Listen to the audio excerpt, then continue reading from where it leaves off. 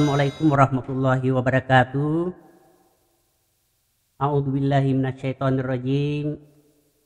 Qala rabbi shrah li sadri wa yassir li amri wahlul 'uqdatam min lisani yafqahu qawli. Kaum muslimin dan muslimat dan para netizen dimanapun berada, alhamdulillah adalah ucapan yang wajib diucapkan dalam segala kondisi sebagai tanda syukur kita kepada Allah Subhanahu wa Ta'ala.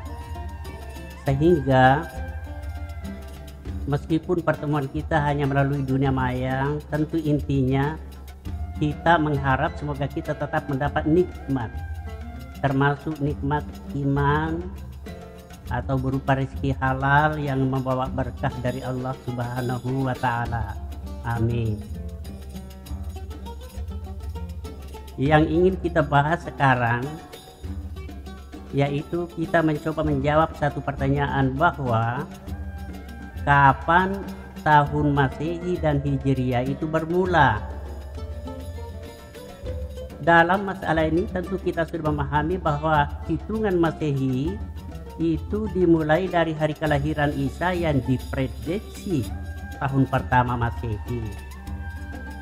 Nah, demikian juga penamaan tahun baru Islam yang disebut Hijriah, yaitu awal mulanya terjadi pada peristiwa hijrah tahun pertama ketika Rasulullah Sallallahu Alaihi Wasallam hijrah dari Mekah ke Madinah bersama rombongan.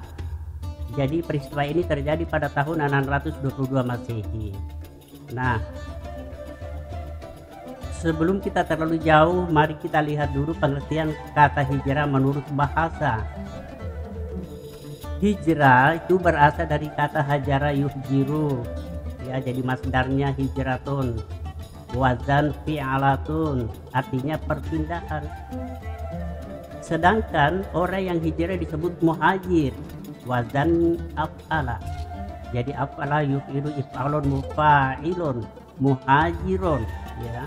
Maaf, bisa diluruskan, artinya orang yang melakukan hijrah, namun dalam pengertian secara maknawi bahwa hijrah yaitu meninggalkan satu tempat ke tempat lain atas petunjuk dari Allah Subhanahu wa Ta'ala, artinya pindahan, ya. Nah, pertanyaannya ialah apakah sama dengan perpindahan penduduk seperti misalnya transmigrasi, urbanisasi, imigrasi dan sebagainya? Tentu saja maknanya berbeda.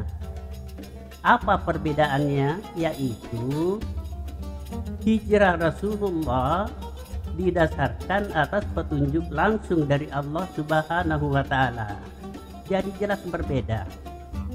Nah, itulah sebabnya onta yang dikendarai oleh Rasulullah Sallallahu Alaihi Wasallam sampai di Madinah dalam peristiwa hijrah itu seolah-olah dikendari oleh malaikat ketika berjalan terus tidak pernah berhenti sampai tiba di sebuah tanah pekuburan. Nah, itulah tanah yang dibeli oleh Utsman bin Affan waktu itu, yang sekarang menjadi Masjid Nabawi di Makkah, ya. Makanya hijrah salah satu perintah ibadah yang tinggi sekali nilai pahalanya. Kenapa? Karena kaum muhajir secara ikhlas meninggalkan semua harta benda mereka termasuk keluarga dan sebagainya demi untuk menunaikan hijrah bersama Rasulullah Sallallahu Alaihi Wasallam, ya. Jadi ingat, Rasulullah Sallallahu Alaihi Wasallam itu sebanyak 4 kali hijrah, ya. Nah, tetapi setelah penaklukan kota Mekah, hijrah seperti yang dilakukan oleh Rasulullah bersama sahabatnya itu tidak ada lagi perintah hijrah semacam itu. Sebagaimana ungkapan Nabi dalam hadis riwayat Bukhari Muslim dikatakan, la hijrata ba'dal fathi, tidak ada hijrah setelah penaklukan kota Mekah, ya. Jadi disinilah banyak umat Islam merasa agak kecewa karena belum sempat ikut melaksanakan hijrah. Lalu kemudian Nabi menjelaskan, apa kata Nabi, walakin jihadun wa niyatun, bahwa hijrah yang ada sekarang adalah jihad dan niat. Maksudnya hijrah yang ada sekarang itu meninggalkan kemaksiatan menuju kebaikan. Dan ini sama pahalanya dengan hijrah fisik yang dilakukan oleh Rasulullah Sallallahu Alaihi Wasallam. Kaum muslimin dimanapun Anda berada. Nah, jika kita berbicara lagi tentang kebaikan, ya tentu kembali kepada ibda binafsi. Yaitu harus dimulai dari diri sendiri. Artinya perbaikan itu dimulai sesuai dengan profesi kita masing-masing. Apakah kita sebagai seorang pegawai atau sebagai karyawan atau pedagang, pengusaha atau petani dan sebagainya, itu memang kita perlu melakukan evaluasi diri. Jika masih ada perbuatan yang mengganjal iman dan akidah dalam diri kita, maka segeralah lakukan hijrah menuju kepada kebaikan. Dan ibadah ini bukan hanya berlaku terhadap umat waktu itu, tetapi ini pun berlaku untuk seluruh umatnya sampai akhir zaman. Kaum muslimin dimanapun berada, kita kembali persoalan Masehi dan Miladiyah.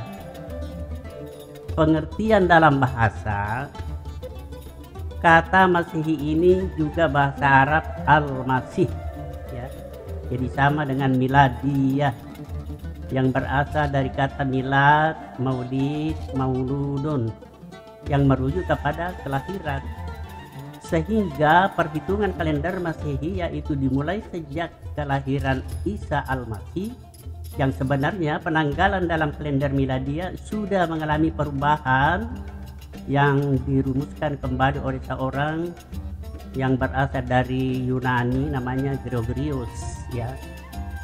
Sehingga kalender tersebut dinamakan kalender Gregorian. Itulah yang menjadi rujukan sekarang menjadi kalender nasional.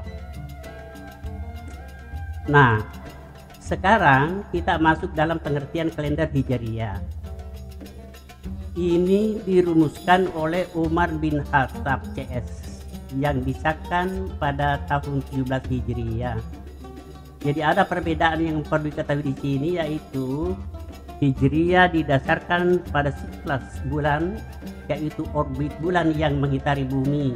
Sedangkan kalender Miladiyah berdasarkan siklus di mana bulan dan bumi mengelilingi matahari sesuai dengan manzilah di dalam Al-Quran atau ketetapannya.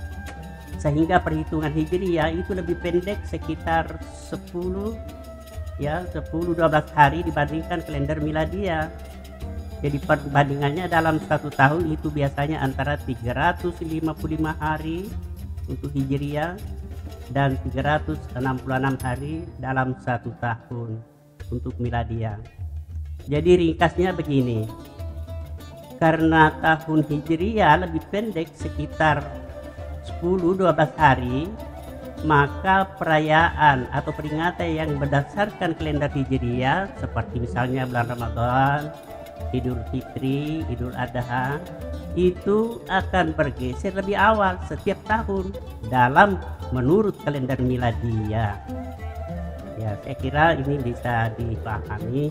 Nah, sebelum kita tutup pertemuan ini, ada sedikit cerita singkat ingin saya sampaikan dalam peristiwa hijrah Nabi yang bisa sedikit menjadi renungan untuk kita, yaitu kisah seorang sahabat Nabi yang bernama Abi Dzar, ya.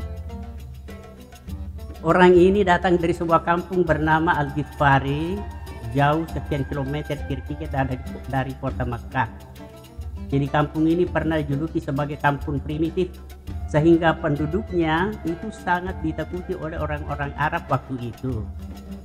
Tetapi anehnya, ada salah seorang penduduknya bernama Abi Dzar yang menjadi murid setia Nabi. Orang ini tinggal bersama Nabi dan sangat rajin belajar Al-Quran. Tetapi dia tidak punya strategi, ya. Maksudnya setiap ayat-ayat Al-Quran yang diajarkan itu selalu dilantunkan di sekitar Ka'bah. sehingga sering dipukul, bahkan dikeroyok. Nah, kemudian ada salah seorang mengenal ciri khas dari sorbannya, kalau dia adalah penduduk Al-Ghifar, lalu semua mereka mundur. Ya. Nah, yang menarik, ada satu alasan menarik, yaitu Abu Dzar yang disampaikan kepada Nabi ketika dinasihati, dia mengatakan begini, katanya, "Ya Rasulullah, saya senang sekali dipukul itu jika saya sedang membaca Al-Quran." Ya maklum, dia ada orang nakal, ya, Al-Ghifari. Nah, singkat cerita, waktu itu Nabi menyuruh Abu Dzar pulang ke kampungnya. Dia diiringi dengan doa. Lalu Abu Dzar pulang kampung. 12 tahun kemudian baru Nabi bertemu kembali dengan Abu Dzar bersama sekian banyak penduduk kampung Al-Ghifari yang sudah memeluk agama Islam. Mereka semua ingin ikut hijrah bersama Rasulullah SAW pada kloter pertama. Nah, disinilah Nabi memperlihatkan satu ibadah penting, yaitu Nabi melakukan sujud syukur. Ya. Para hadirin dan dimuliakan Allah Subhanahu Wa Taala, jadi hikmah yang bisa kita petik di sini ialah hidayah itu bisa datang kepada siapapun sepanjang orang itu sanggup melakukan tazkiyatun nafs. Tazkiyatun nafs itu artinya membersihkan diri dari sifat-sifat tercela. Jadi saya kira cukup sampai di sini. Allahu a'lam bishawab. Jazakallah nasrun minallahi wa fathun karim. Assalamualaikum warahmatullahi wabarakatuh.